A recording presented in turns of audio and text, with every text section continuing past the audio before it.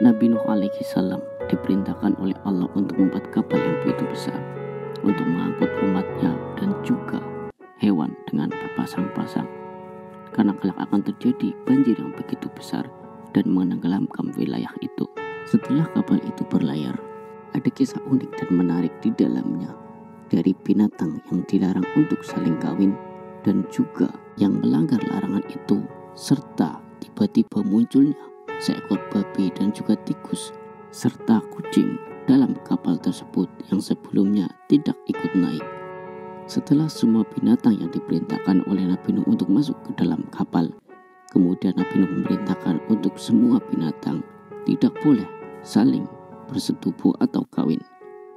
Hal itu disebabkan karena Nabi Nuh khawatir jika semua binatang saling kawin dan beranak pinak, sehingga penduduk kapal akan semakin banyak, sehingga kapal akan sesak dan kemungkinan kapal akan mengalami tenggelam karena kelebihan muatan.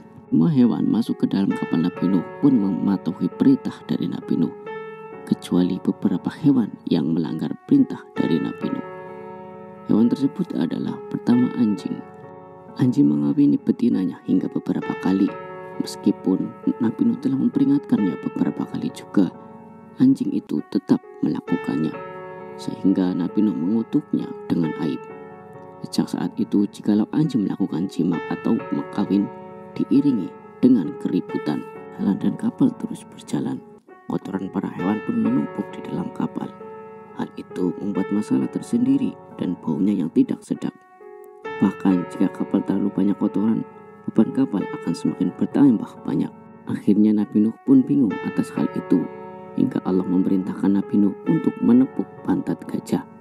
Kemudian muncullah sepasang babi jantan dan babi betina.